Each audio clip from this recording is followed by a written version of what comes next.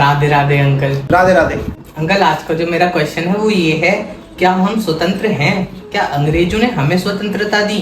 आज का आपका क्वेश्चन बड़ा ही अच्छा है कि क्या हम स्वतंत्र हैं या नहीं हैं, क्या अंग्रेजों ने हमें वाकई में स्वतंत्रता दी, ये जानने का विषय है। इसके विषय में पढ़ाया नहीं जाता, किसी स्कूल में बताया नहीं जाता। यही बता दिया जाता है कि अंग्रेजों ने हमें स्वतंत्रता दी, लेकिन ये तो बताओ कि अंग्रेजों ने हमें गुलाम कब बनाया?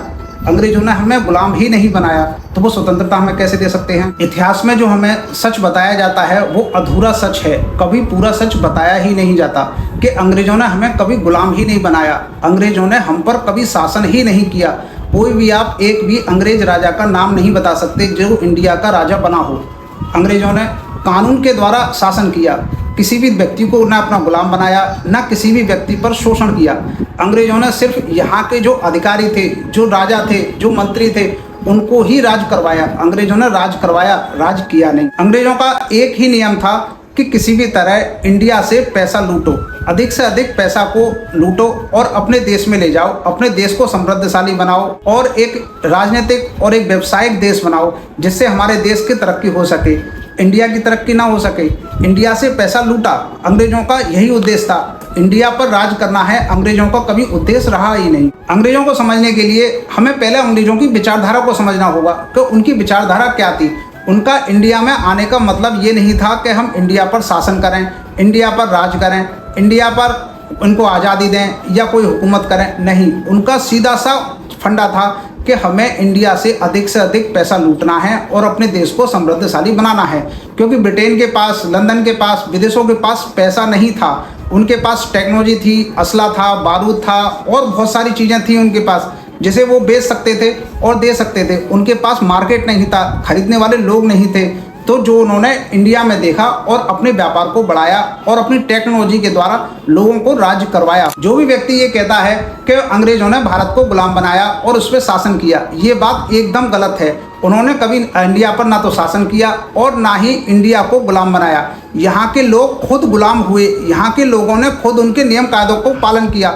यहाँ के लोगों ने खुद अंग्रेजों को ये बताया कि हमारी रक्षा करो, हम आपकी शरणागत हैं, हमारे ऊपर आप राज्य करो, हमसे आप टैक्स लो। यहाँ के लोगों ने अंग्रेजों के नियम को अपनाया। और अगर किसी देश की आप सभ्यता अपना लेते हो, किसी देश के नियम कायदे कानून अपना लेते हो, तो आप उसके गुलाम अपने आप होते हैं। गुलामी किसी दूसरे के द्वारा दी नहीं जाती, गुलामी आप अपने द्वारा ही अपनाई जाती है, जो इंडिया के लोगों ने किया। इंडिया के लोग सबसे ज़्यादा महान हैं। उन्होंने जब मुगल आए तो उनको भी अपनाया और उनके धर्म को अपनाया, उनके नियम कायदे कानूनों को अपनाया और उनका शासन भी अपनाया, उनको राजा भी माना। उसके बाद में जब अंग्रेज आए तो अंग्रेजों के नियम कायदे कानूनों को माना, उनकी नियम शर्तों को माना और उनके अनुसार ही अपने देश को चलाया। अगर अंग्रेज इंडिया पर राज करते तो वो इसे कभी छोड़ के जाते ही नहीं।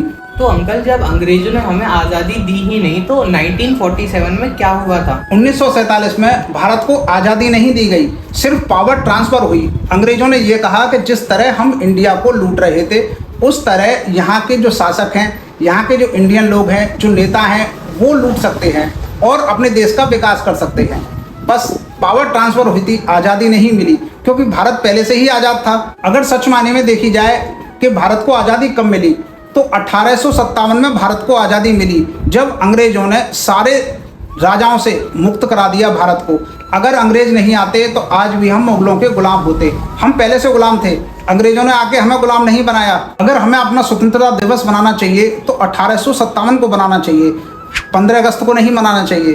15 अगस्त को स्वतंत्रता दिवस मनाना मूर्खता है। अंग्रेज जब इंडिया में आए तो उनके आने से इंडिया को फायदा हुआ और इंडिया के टुकड़े टुकड़े अंग्रेजों ने कर दिए, अलग अलग प्रांत बना दिए, अलग अलग वो बना दिए और समुदाय बना दिए। उन्होंने राज करना सिखाया, कानून के द्वारा कैसे राज किया जा सकता है, पहले इंडियन को नहीं पता था, ये अंग्रेजों ने सिखाया। अंग्रेजों ने इंडिया का विकास किया, अनेक रोड बनाए, रेलवे बनाया, एयरपोर्ट बनाए और आप देखिए कई सारे मंत्रालय, कई सारी चीज़ें उन्होंने बनाई, न्यायालय उन्होंने बनाया, बहुत सारी चीज़ें उन्होंने बनाई। अंग्रेजों ने यह सिखाया कि एक देश के रूप में इंडिया कैसे खड़ा हो सकता है। 1% अगर आप ये मानो कि अंग्रेज इंडिया में नहीं आते तो क्या होता? पूरे विश्व का विकास नहीं हो पाता। क्योंकि पूरे विश्व का विकास हुआ कैसे, इस पर आप अगर गौर देंगे तो अंग्रेज इंडिया में आए, उन्होंने इंडिया के ग्रंथ पढ़े, और वेद पढ़े, पुराण पढ़े, उन्होंने अनेक चीज़ें निकाली जो हमारे इंडियन कभी भी नहीं निकाल पाए। उनमें से किसी भी ब्राह्मण ने, किसी भी पंडित ने कोई भी ऐसा साइंस का नियम नहीं दिया जो वेदों में लिखा हो। अंग्रेजों ने वेदों को समझा और इंडिया के पैसे का इस्तेमाल किया। इंडिया से जो पैसा लूटा उन्होंने साइंस में लगाया, टेक्नोलॉजी में लगाया, जिससे अपने देश का विकास किया और पूरे विश्व का विकास किया। आज आप जितना भी विकास देखते हैं 17वीं और 18वीं सदी में ही विकास हुआ है। जितने भी वैज्ञानिकों ने विकास किया उससे पहले विकास नहीं किया। 11वीं सदी में, 12वीं सदी में आप देखिए कोई भी विकास नहीं हुआ। सारे अंग्रेज बेकार थे, निठल्ले थे और बेरोजगार थे। क्योंकि विकास की एक धारा होती है, एक नीति नियम को आप समझोगे, उसे अपनाओगे और उस पर वर्क करोगे, पैसा खर्च करोगे, उसके रिजल्ट देखोगे, तब उसके बाद में आप विकास कर पाओगे। जिसके के लिए इस सब काम करने के लिए पैसा चाहिए होता है, जो अंग्रेजों के पास पैसा नहीं था लेकिन इंडियन के पास था। लेकिन इंडियन ने कभी भी साइंस के ऊपर, टेक्नोलॉजी के ऊपर अपना पैसा खर्च ही नहीं किया।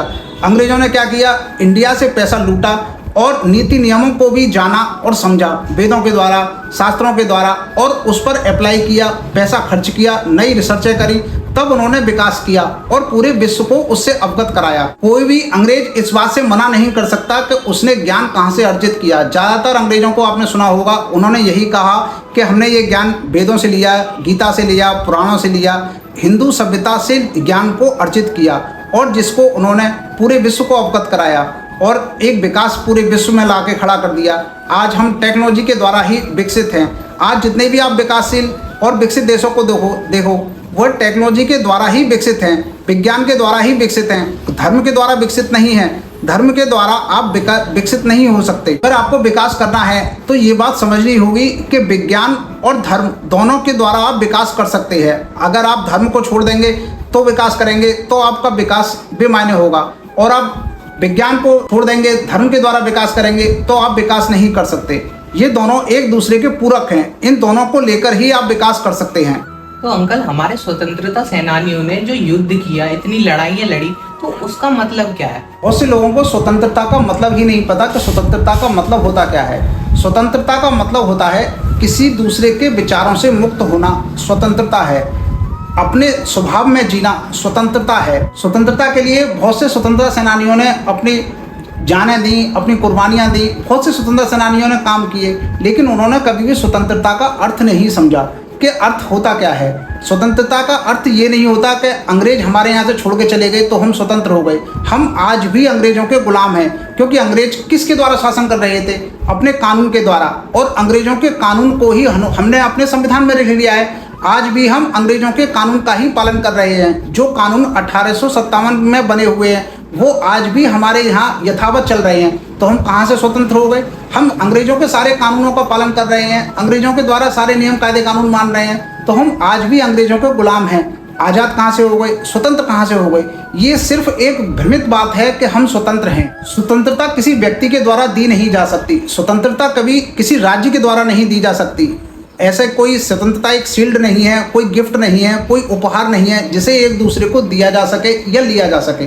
स्वतंत्रता एक एहसास है जिसे आदमी स्वयं महसूस कर सकता है। स्वतंत्रता एक उच्च पद है जिसे आदमी स्वयं ले सकता है, किसी दूसरे के द्वारा ले नहीं सकता। समझ सकता है, जान सकता है। जैसे ही आदमी स्वतंत्र होता है वो बुद्ध बन जाता है, महावीर बन जाता है और एक उच्च श्रेणी में आ जाता है। अगर आप ये समझते हैं कि अंग्रेजों ने हमें स्वतंत्रता दी तो अंग्रेज खुद गुलाम थे, एक गुलाम दूसरे गुलाम को स्वतंत्रता कैसे दे सकता है? ये सिर्फ एक बेवकूफ़ी की बात है और एक बहुत ही वैसी बात है कि अंग्रेजों ने हमें आज़ादी दी, अंग्रेजों ने हमें स्वतंत्रता दी।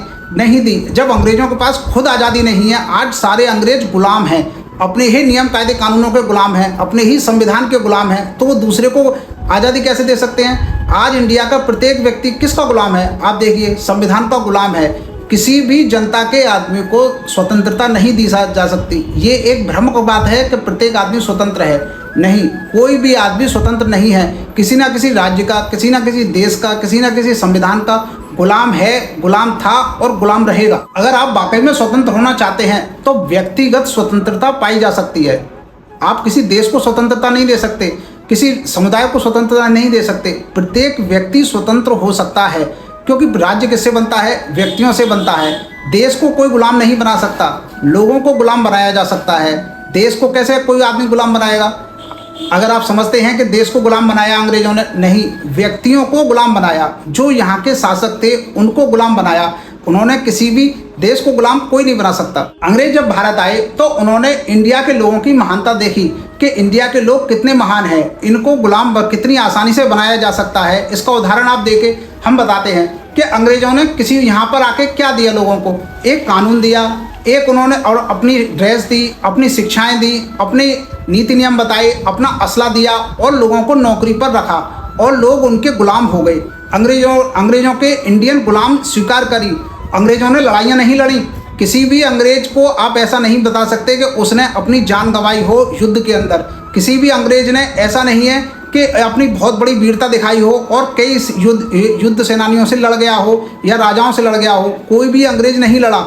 उन्होंने सिर्फ इंडिया के लोगों को लड़ाया और खुद राज किया। अंग्रेजों ने कभी लड़ाइयाँ नहीं लड़ी, लेकिन अंग्रेजों ने अनेक लड़ाइयाँ जीती। वो किसके द्वारा जीती? इंडियन के द्वारा। इंडियन को उन्होंने अपने असले दिए, इंडियन को ड्रेस दी, इंडियन को नौकरी दी और उन्हें पैसे दिए। और पैसे भी उन्होंने इंडियन से ही मंगवाए कि तुम उगाही करो, हम आपको इसी में से तनख्वाह देंगे। इंडियन लोग इतने महान हैं कि ये जिसका खाते हैं उसके प्रति पूरी ही हमदर्दी अपनाते हैं और पूरे ही उसे दिलो जान से अपना स्वीकार कर लेते हैं। चाहे वो अंग्रेज हों, चाहे वो मुगल हों, इंडियन को इससे कोई फर्क नहीं पड़ता। कोई भी आ जाए, कोई विदेशी आ जाए, उसके प्रति अपनी जान देने को तैयार होते हैं, उसके लिए लड़ने को मरने को तैयार होते हैं। यह सबसे बड़ी इंडियन की उदारता है और इसके द्वारा ही इंडिया के लोग गुलाम होते हैं और होते रहेंगे, क्योंकि उदार लोग मूर्ख होते हैं। इंडियन को गुलाम बनाना सबसे ज़्यादा आसान है। यहाँ के लोगों के पास अपनी आत्मा ही नहीं है। आप किसी भी व्यक्ति को अगर अंग्रेज के कपड़े पहना दो तो वो अंग्रेजी बोलने लगेगा। अगर आप उसे मुसलमान के कपड़े पहना दो तो वह अरबी में बात करने लगेगा और इस्लाम की बात करने लगेगा। अगर किसी आदमी को आप सिख के कपड़े पहना दो तो वो सिख की बात करने लगेगा।